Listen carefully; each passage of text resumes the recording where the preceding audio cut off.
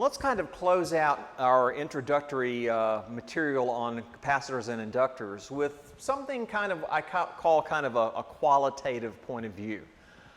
It's easy to throw one equation after another at students, but sometimes throwing equations doesn't help you actually develop a picture in your mind.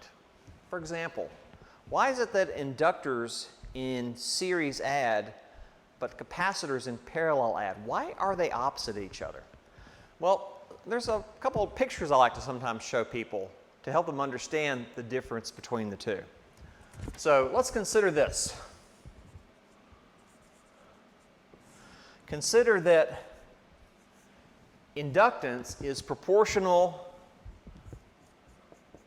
to the number of turns squared divided by the length of the inductor. And that comes right out of the helical coil equation, the helical coil and inductor equation we saw before. In addition, capacitance is proportional to the area of the conducting plates.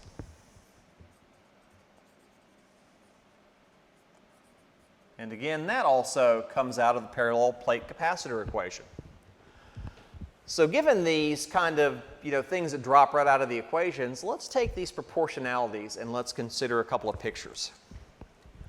Let's say we've got two inductors in series.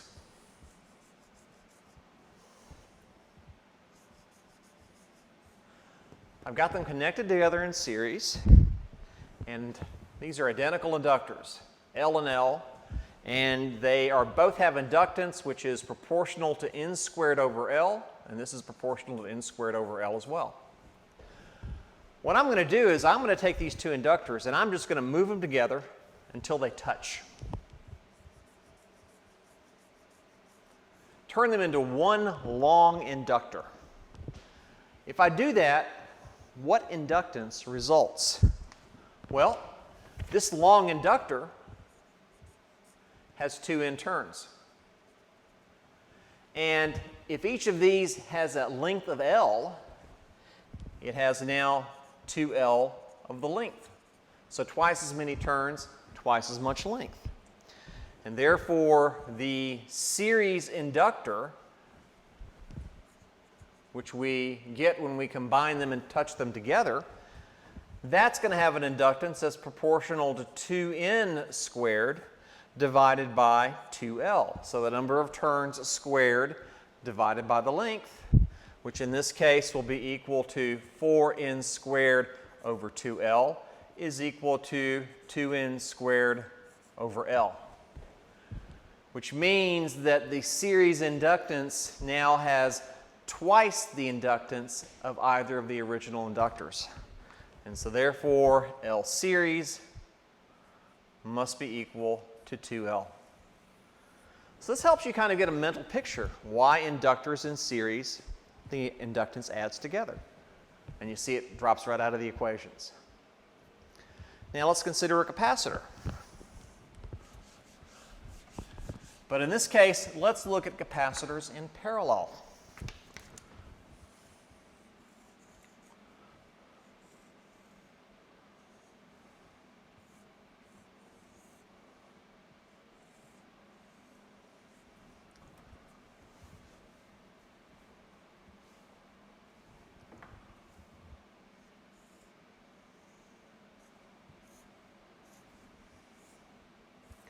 Let's take two capacitors.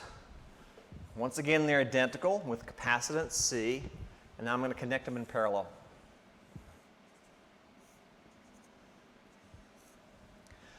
And once again, I'm going to do what I did with the inductor. I'm going to take these capacitors and I'm going to move them together until the plates touch and merge together.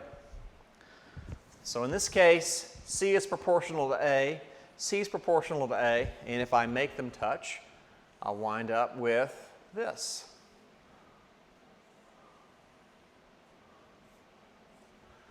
Now I've got a capacitor where the area is doubled.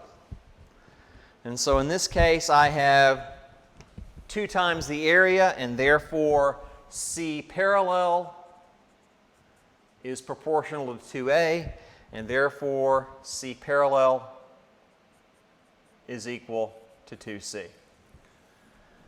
So this is why capacitors in parallel add. You're making the plates bigger. Inductors in series add because you're adding more turns and increasing the length, but it's the turns that make the difference here. So hopefully this kind of gives you sort of a better mental picture of exactly what's going on when you combine these in series and parallel. And sometimes just having this kind of picture helps you kind of keep your mind straight of why these things behave differently. Now while we're at it, I also want to talk about something else that we're not really going to deal with in this particular course, in an introductory circuits course, but which absolutely is essential to more advanced circuit design. And that's the idea we call parasitic elements or stray elements.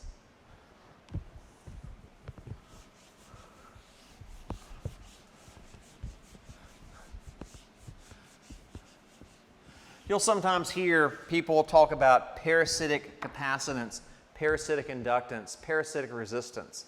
If you ever talk to people who do circuit design, these words will be bandied about. What are they talking about?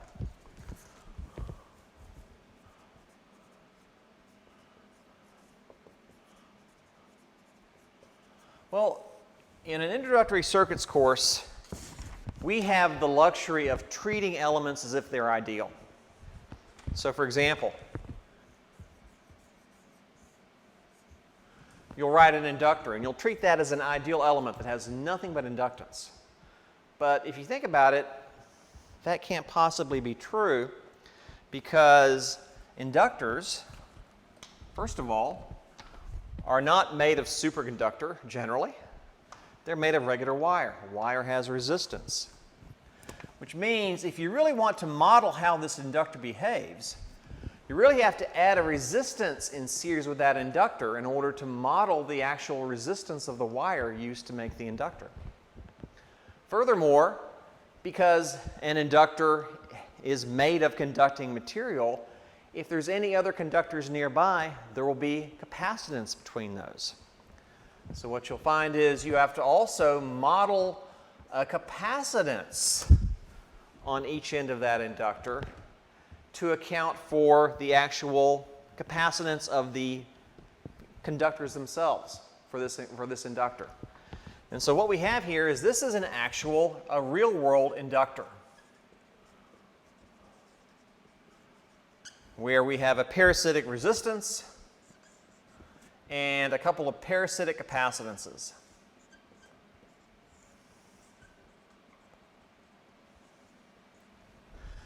And this is how you actually have to model a true inductor in an actual circuit. You have to include those parasitics because in very high performance design, they're going to have an effect on the circuit. Well, it's not just inductors, it's other elements as well.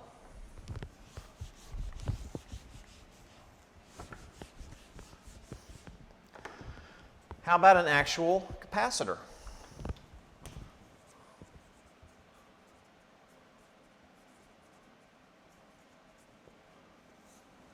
An actual capacitor, you start with the ideal capacitor, but if you think about it, the leads of the capacitor have resistance, and even a piece of wire has inductance.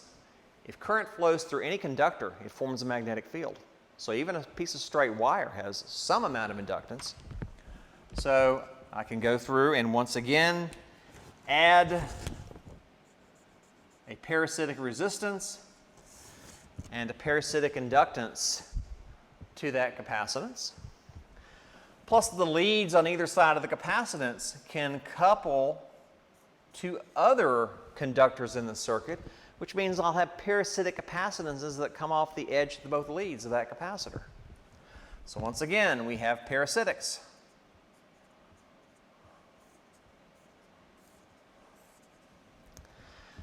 Same thing with a resistor.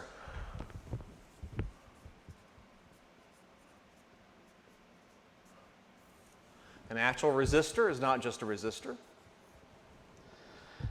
Just as we saw before, these leads must have inductance. And once again, where you can have parasitic capacitances, because they are coupled, we have capacitance coupled to other conductors in the circuit. And so once again, you have parasitics associated.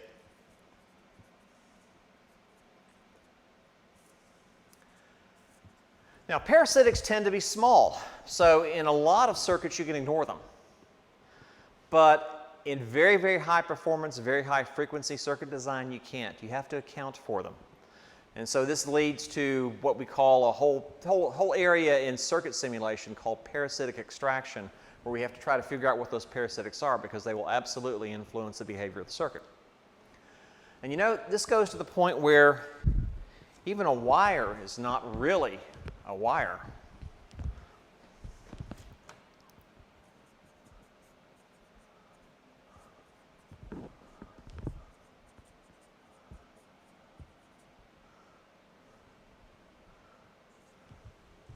I can take any wire or connection. There's no such thing as an ideal wire. What is a wire?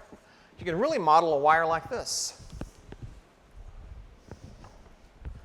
You can have some resistance, some inductance, some capacitance. And if it's a longer piece of wire, you can just keep repeating this. Resistance, inductance, capacitance, resistance, inductance, capacitance, and so forth. And you can repeat this. So it turns out even a piece of wire is really composed of parasitic resistances, inductances, and capacitances. Now it turns out if you try to get a really long piece of wire, it doesn't act like what you think it does. And in fact, in the very early days, when people were trying to build telegraph systems and telephone systems, what they were finding is long wires would suddenly not behave and do what they thought they would do. And it actually took some very intelligent mathematicians, basically among them Oliver Heaviside. He first figured this out. This was developing a mathematical model to explain how this worked, leads to something called transmission line theory. So a wire is not a wire. A wire is actually a transmission line. And in fact, what you can find is in extremely high frequency design, like microwave design, even just a long piece of copper on a circuit board may be sufficient where you have to account for its behavior using this theory. So it's always good to kind of point this out. This is not something we're going to encounter or deal with in this class. But for those of you who may go on and take more advanced circuit design, you may get to the point one day where you're going to be designing circuits that operate in the hundreds of megahertz or gigahertz range. And then you're going to find that these kinds of parasitics become absolutely critical to understanding how the design is going to work. And they can absolutely cause the circuit to fail if you don't understand what to do and how to compensate for them. So, good to bring up, but having said that, in this class, we're always going to treat inductors, capacitors, resistors as ideal elements. So you don't have to worry about this, but it's always good to kind of, for the sake of completeness, to kind of point all of this out so you'll have a better picture in your head of how real-world circuits actually operate. All right? So next time, we'll look at some practical circuits that do interesting things that involve capacitors and inductors. We're going to look at first-order circuits.